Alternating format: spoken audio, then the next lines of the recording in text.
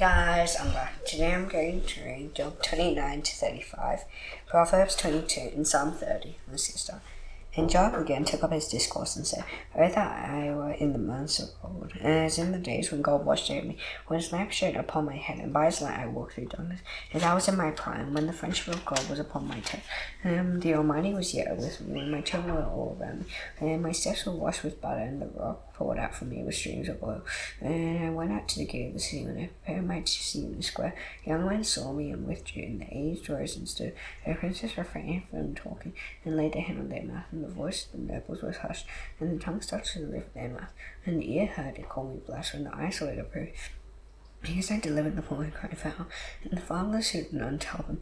The blessing of him who was about to perish came upon me, and he called the widows heart to sing for joy. I put on righteousness, and he clothed me. I justice like a robe and a turban. I was eyes to the blind, feet to the lame. I was a father to the needy. I searched out the cause of him whom I did not know. I broke the fangs of the unrighteous, and made him drop his prey from his teeth.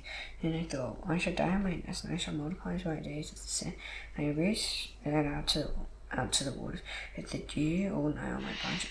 And glory fresh with thee, and my bow ever new in my hand. But I listened to you and waited, and I kept silence for my counsel. After I spake, they did not seek again, and my word dropped upon them. They waited for me as if for the rain, and I opened their mouths for the spring rain. I smiled on them, but they had no confidence, and light on my face they did not cast out. And I chose my way, and sat as chief, and I lived as a king among his troops. And one who comforts madness, so now they laugh at me. And he younger than I, whose fathers I would have disdained, served the dogs of my flock. What could I gain from the strength of their hands, and whose vigour is gone? Who wanted hard hunger, they ignore the ground by night, dry ground by night, and wasted desolation. They picked saltwood and the leaves of bushes, and rooted the broom tree for their food. And they were driven out from human company, and I shout after them as after a thief. In the gullies of the torrents they must dwell, in the holes of the earth and of the rocks, among the bushes they bray, under the nails they held together, senseless and nameless brood, and they have been whipped out of the land, and I have become their song. I am a byword to them, they abhor me, they keep aloof from me. They do not hesitate to spit at the sight of me, and as God has loosed my cord and humbled me. They have cast out restraint in my presence. From my right hand they rabble rise, they push away my feet, cast out against me their ways of destruction. They break up my path, they promote my calamity. I need no one to help them, as through a wide bridge they come amid the crash they roll. Terrors are tended upon me, my honours pursue with the wind, and my prosperity is passed away like a cloud. And now my soul was poured out within me. Days of affliction have taken hold of me. The night racks my bones, and the pain that gnaws me takes no rest. With great force my garment is disfigured. It binds me about the night with the collar of my tunic. God has cast me into the mire. I have become like dust and ashes. I cry to you for help when you deny to me. I stand, but you only look at me. You turn cold to me with the mighty hand. You persecute me. You lift me up on the wind. You make me ride on it. And you toss me about in the roar of the storm. I know that you will bring me to death into the house of for living. Yet does one in a heap, not one in a heap of them, stretch out his hand, and in his disaster cry for help. Did I not weep for him whose day was hard? Was not my soul grieved for the needy? When I hoped for good or evil came, and I waited for light, darkness came. And I went back and turmoil, and never still. The days of affliction come to meet me. I go about darkened, but not by the sun. I stand in these sunbeam cry for help. I am a brother of jackals and the companion of ostriches. My skin turns black and falls from me, and my bone is bound with heat. My lies turn to me, and my tribes to the voice of those who weep. I have made a covenant with my eyes. How then could I gaze at a virgin? Well, let me my portion from God above, and my heritage from the Almighty on high. There is no calamity for the unrighteous, and disaster for the workers of iniquity. He will see my ways and number my steps. If I have walked falsely, and my foot is hastened to the sea, if my step is turned aside from the way, my heart is gone after my eyes. And if any spoil is struck into my hand, then let me start another eat, and let what grows from me be rude now. If my heart is being enticed toward a woman, and if I have lain in wait at my neighbor's door, then let my wife grind for another, and let others bow down to her. Well, that would be a heinous crime. That would be an iniquity to be punished by the judges. That would be a fire that consumes as far as a band, and it would burn to the root our root all my incense. If I have rejected the cause of my man servant or my maid servant, when they brought a complaint against me, what then shall I do when God rises up? And he makes an inquiry. What shall I answer? Do not he make me in the way of making? And do not one fashion us in the way? If I have withheld anything that the poor desire, then I have caused the eyes of the widow to fall, and I've eaten my morsel away, and the fathers have not eaten of it. But from my youth, the fathers grew out with me as with the father. And from my mother's womb I guided the widow. If I have seen anyone perish from lack of clothing or the need without covering, if his body is not blessed, and if he is not warm with the fleece of my sheep, if I have raised my hand against the fathers, because I saw my help in the gate, then let my shoulder blade fall from my shoulder, and let my arm be broken from my socket. For I was in terror of calamity from God, and I could not have faced his majesty. If I had made gold my trust, or kind of find gold by confidence, if I have rejoiced because my wealth was abundant, or because my hand had found much, when I have looked at the sun when it shone, or the moon moving in splendor, my heart has been secretly enticed, and my mouth has kissed my hand. And such it would be an iniquity to be punished by the judge, or I would have been false to God above. If I have rejoiced at the ruin of him who hated me, or exalted when evil overtook him. If the men of my tenant not so, who is there who has not been filled with this week? If I have concealed my transgressions as others do, I hide my iniquity in my heart, because I stood in great fear of the multitude, and the contempt of the families terrified me.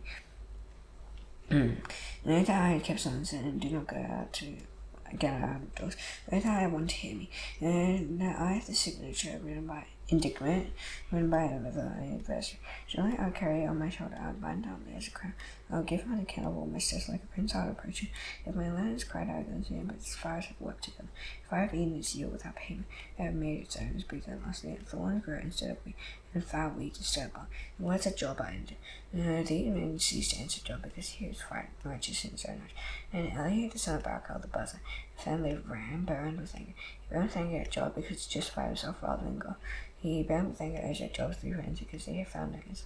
Because, although they declared Job to be in the wrong, Eliab waited to seek Job because they were older than he. And when Eliab saw that there was no answer in the mouth of these 3 men, he burned with anger.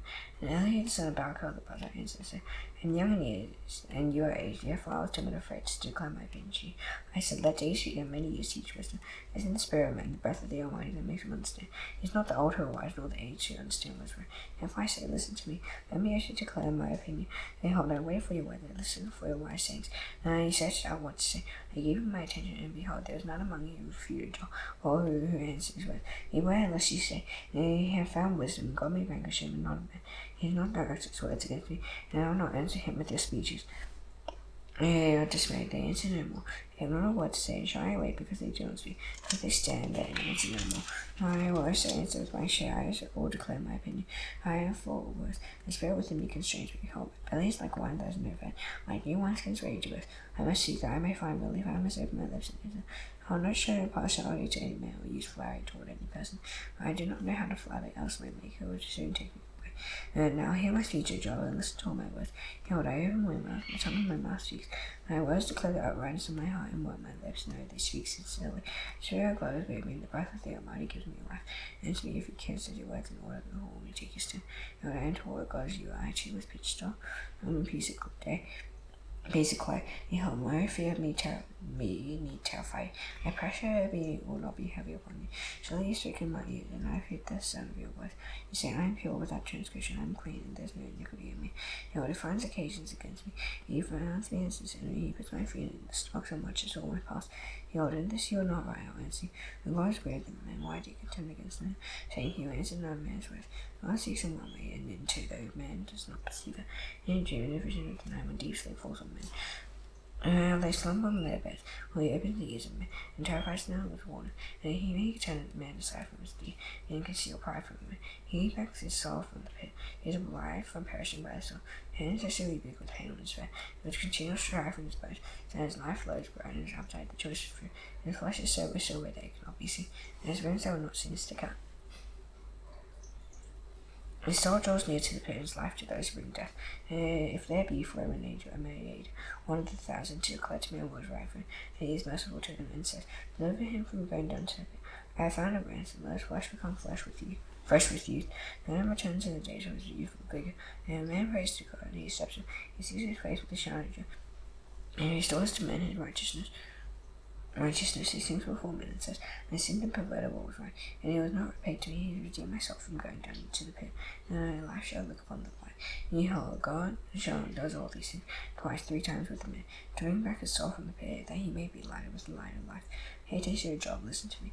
And you shall not speak me. And if you have any words against me, seek for I desire to justify. If not, listen to me. Be silent, I'll teach you wisdom. And Elihu answered and said, hear my word to you, wise men, and give ear to me, let you who know the ear test words and the power test taste fruit. Let us choose what is right for them. Let us know among ourselves what is good. For Job said, I am in the right, and God has taken away my right. In spite of my right, I am counted a lie. I wounded incurable that I am without transgression. Well, man is like Job, who drinks of scoffing like water, travels in company with evildoers, and walks with wicked men. And he say, it profits a man nothing, and he takes away anger. Therefore, hear ye men of sin, far be it from God that he should do wickedness, and from the Almighty that he should do.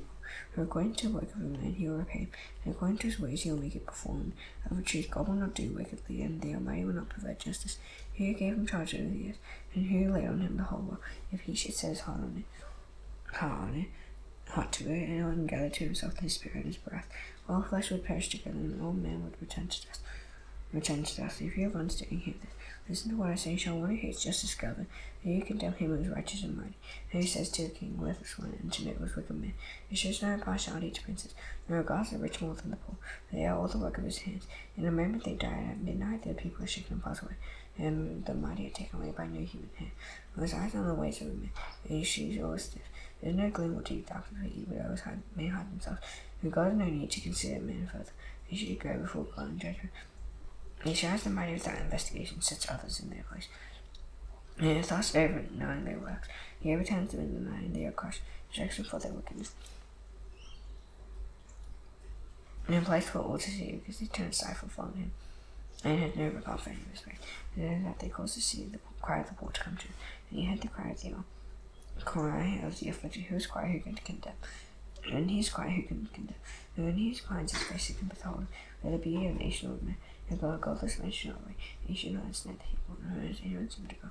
And if one punishment, I will not offend anymore. Teach me what I do not see. If I have done anything, I will do it no more. Will he then make a repayment to see me? Those you rejected, you for you must choose, and I not I. Therefore declare what you know. Men of understanding will say to me. And the wise man who hears me will say, Joel speaks without knowledge.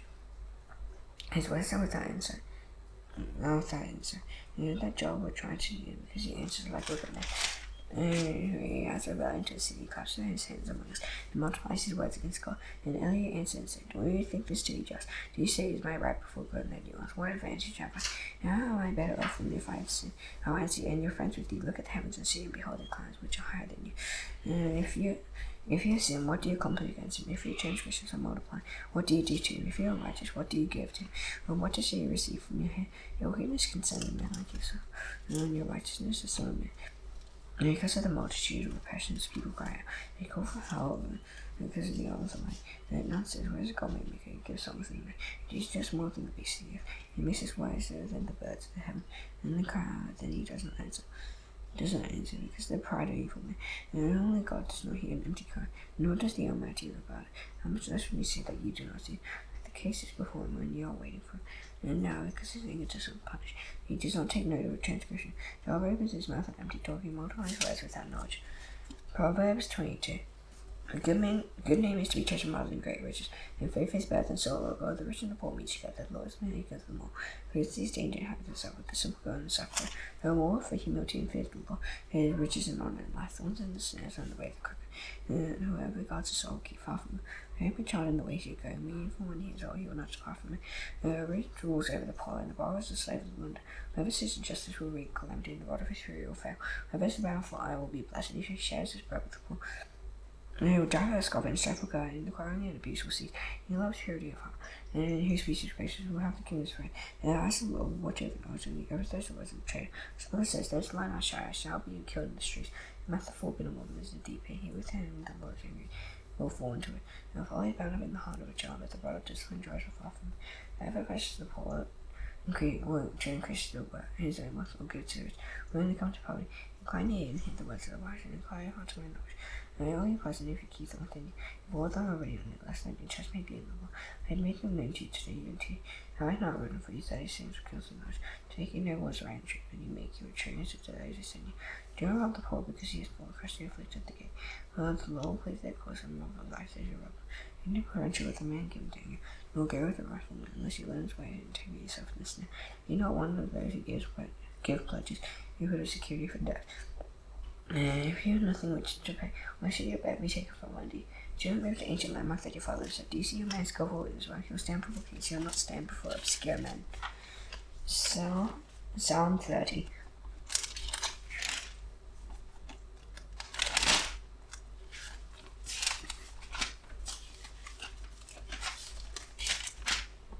I will extol you, O Lord, for you have drawn me up. I have not let my foes rejoice over me. O Lord, my God, I cry to you for help, and you have healed me.